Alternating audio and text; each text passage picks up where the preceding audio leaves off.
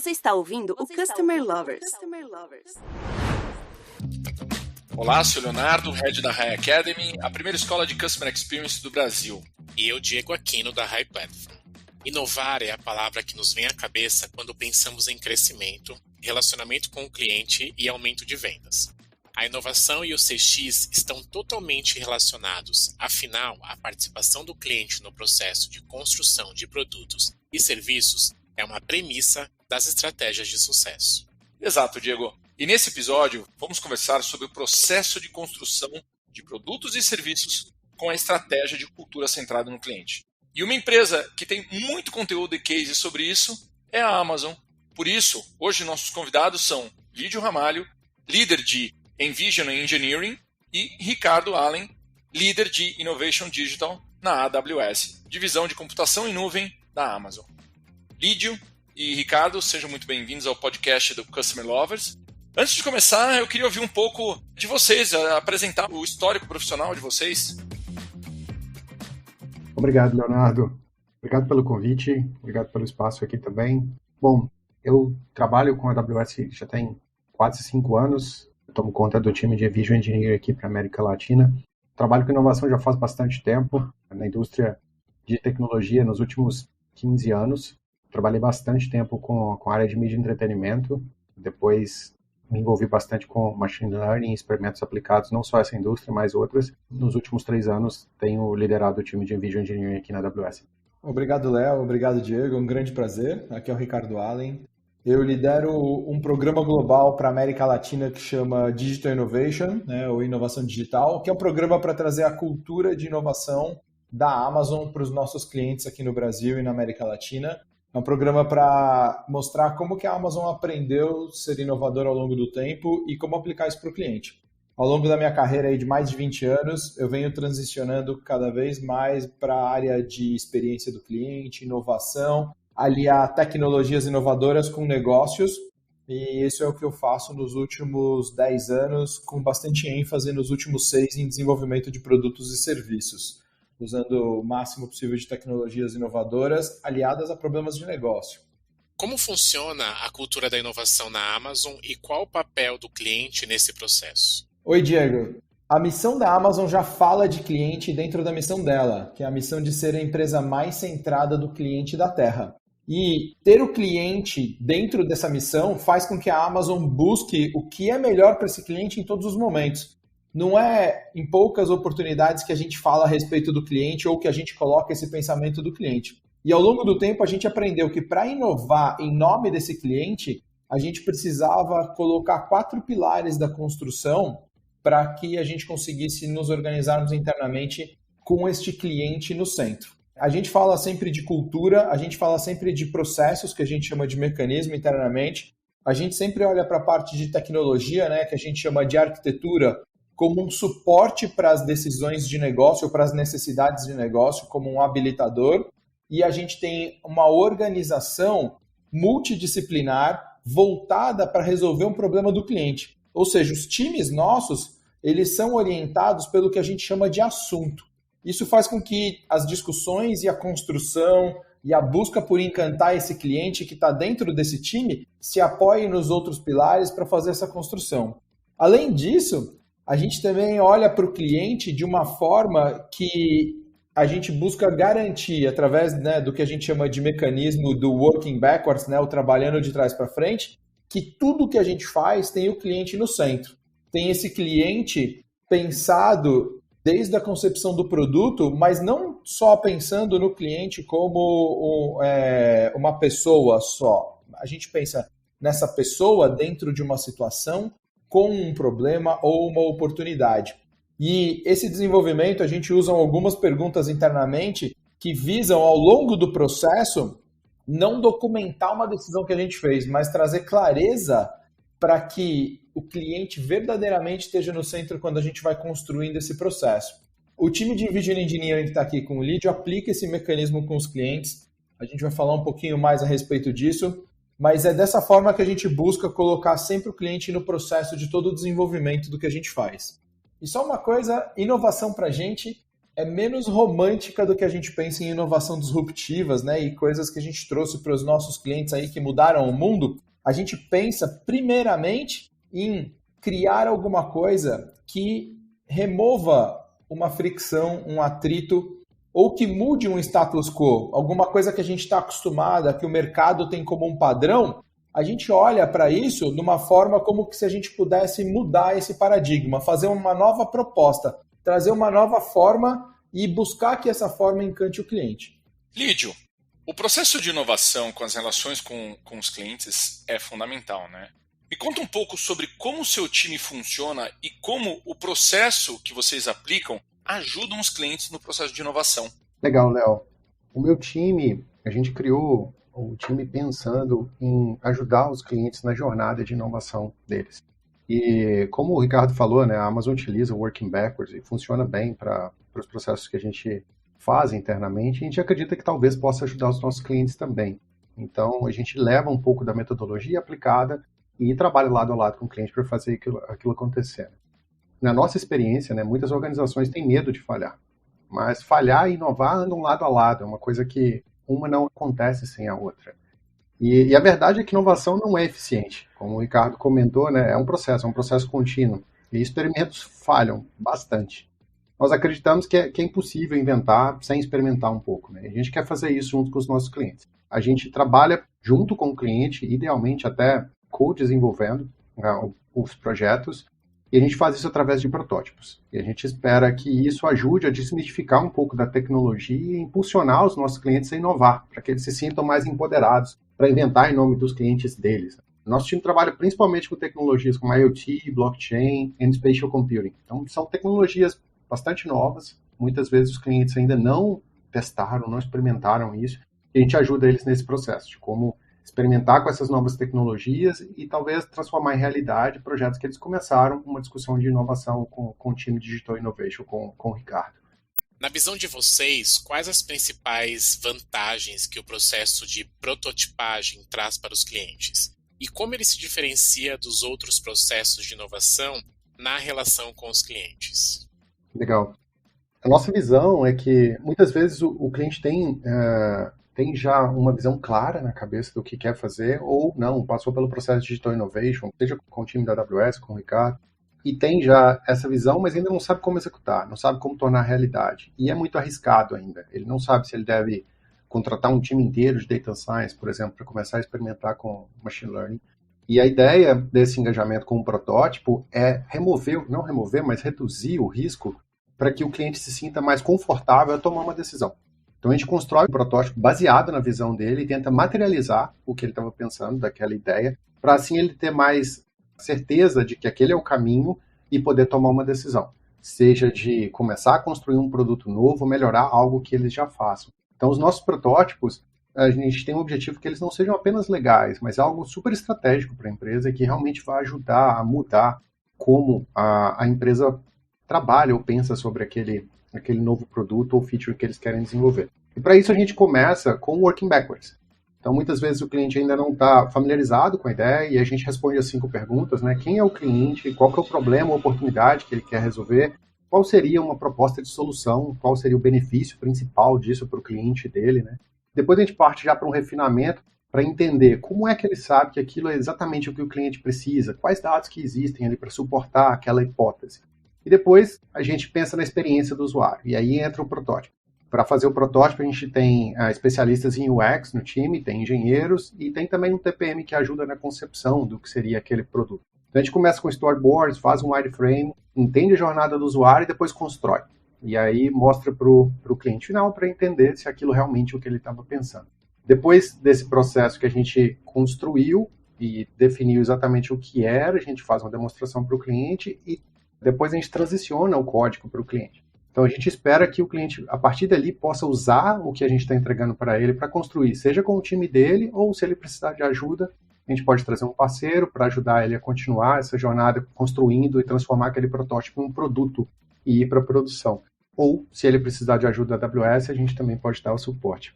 Lídio, a teoria é bem consistente, né, da AWS. Porém, a gente precisa entender como isso funciona na prática, realmente, né, no dia a dia.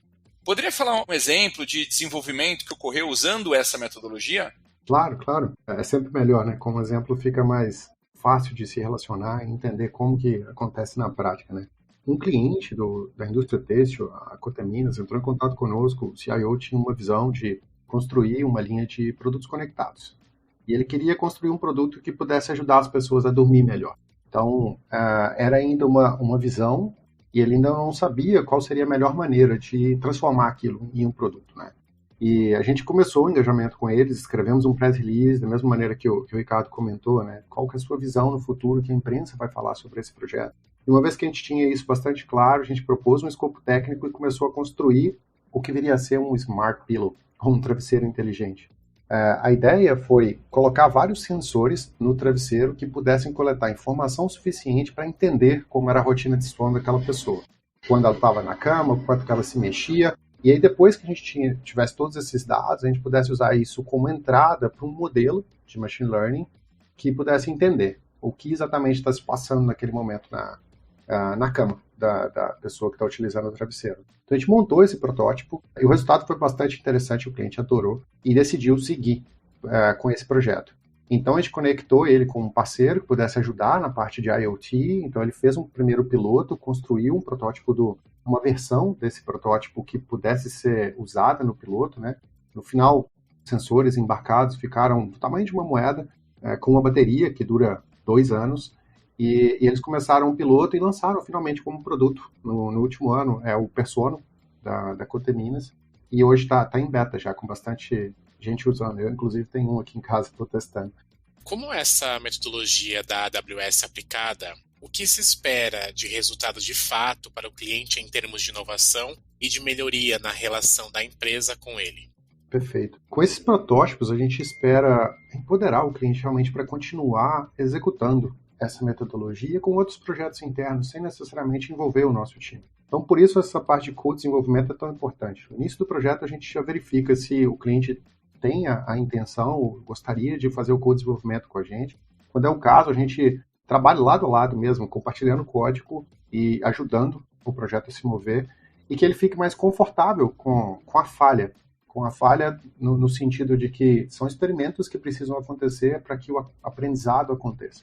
Com isso, a gente quer ter um resultado mais de longo prazo com o cliente, que ele se sinta mais confortável em inovar, adotar tecnologias da nuvem para facilitar o trabalho dele, como o uso de sistemas gerenciados, que não necessariamente requer que você tenha um data science do seu lado, para começar a experimentar com visão computacional, para começar a experimentar com algoritmos de forecasting. E assim, através da adoção da nuvem, ele tenha mais agilidade para testar essas novas ideias e habilitar o time dele a fazer coisas novas, ainda que ainda não sejam especialistas na área. Pessoal, pensando no longo prazo, quais são as estratégias da Amazon quando falamos de relacionamento com o cliente? E qual o papel da tecnologia para realmente atingir os objetivos da empresa a favor do cliente, claro?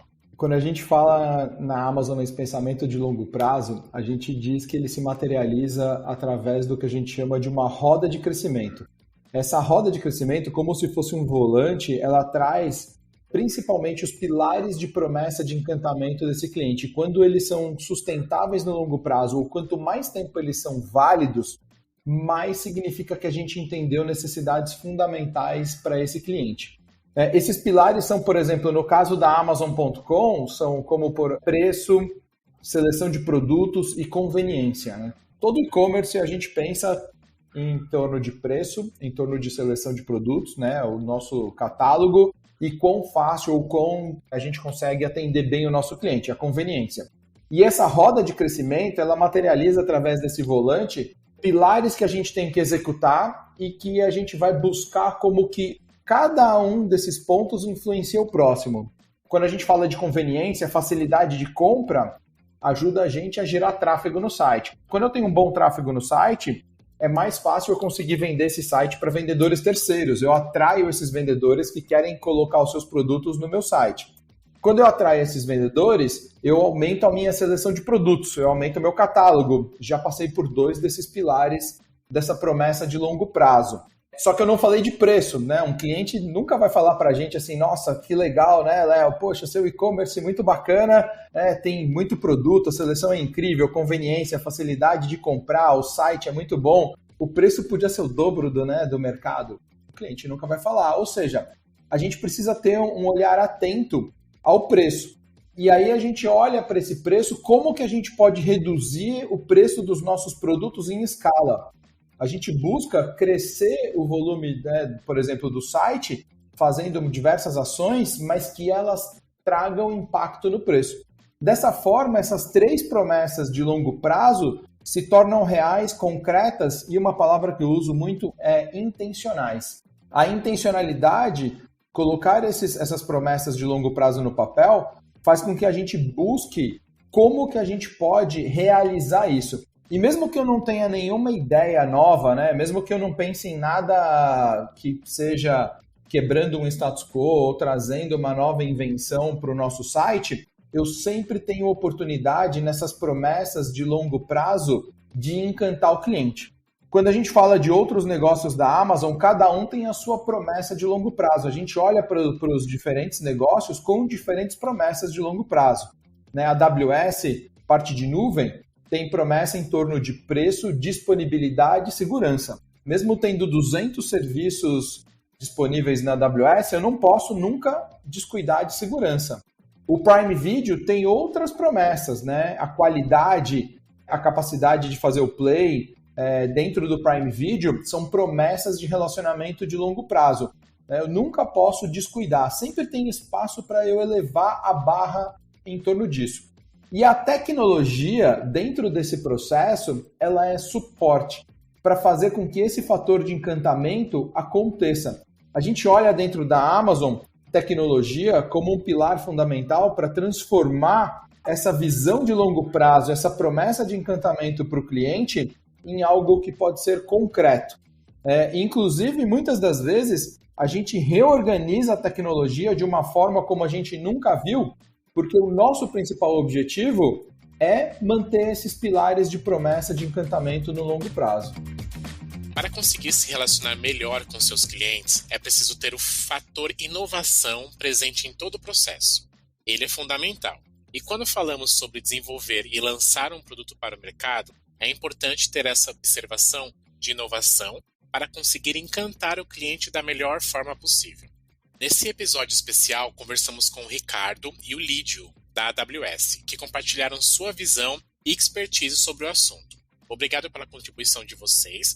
Gostaria de passar o microfone para vocês darem uma mensagem final para os nossos ouvintes. Léo, Diego, a mensagem que eu queria deixar para todos os ouvintes aqui é que o mais importante de tudo é começar. O Lídio falou a respeito, de que inovação é um processo. A palavra que eu gosto de usar muito, eu já usei intencionalidade, a segunda palavra que acompanha muito em todas as falas que eu tenho é aprender. Esse é um processo para a gente que não tem fim. Colocar o cliente no centro, buscar encantá-lo, significa olhar para como que a gente vai fazer algo que ele ainda não pediu para que a gente possa trazer esse fator de encantamento. E isso é algo que nunca tem uma linha de chegada. Eu sempre brinco que a gente pode ajudar diversas questões, diversos problemas, mas a gente nunca consegue ajudar quem não começa, quem não faz nada. Então, a mensagem minha final é que é importante começar, não tem fim. Muito obrigado. Bom, a mensagem que eu tenho é bem parecida com a do Ricardo, mas é mais relacionada à palavra falha. Eu acho que a gente tem que começar a desmistificar um pouco a palavra falha. Às vezes as pessoas usam na conotação de que é algo catastrófico. Claro que ninguém quer algo catastrófico para sua empresa, mas falha no sentido mais suave da palavra tem que ser olhada como aprendizado, porque a inovação vai exigir falhas, vai exigir experimentação, que vão levar a falhas, e então aprendizado, como o Ricardo comentou, e sem um aprendizado a gente não tem inovação, a gente não tem evolução. Então olhar para a inovação como um processo constante de pequenas falhas que vão gerar aprendizados, sem dúvida faz toda a diferença, mas só vai realmente ter impacto se você começar do cliente, entender realmente a necessidade, por isso o Working Backwards faz sentido para a gente, e a partir daí fazer esse processo de iteração, aprendizado, para constantemente adicionar novas coisas que tornam a vida do cliente melhor. Ricardo e Lídio, mais uma vez, obrigado. E para quem está acompanhando a gente, continuem nos acompanhando nas principais plataformas de áudio, Spotify e YouTube, e até os próximos episódios. Obrigado, pessoal. Tchau, tchau. Você acabou de ouvir o Customer Lovers, o podcast da High Platform. Dá uma acessada no nosso Insta e se liga no conteúdo que rola por lá.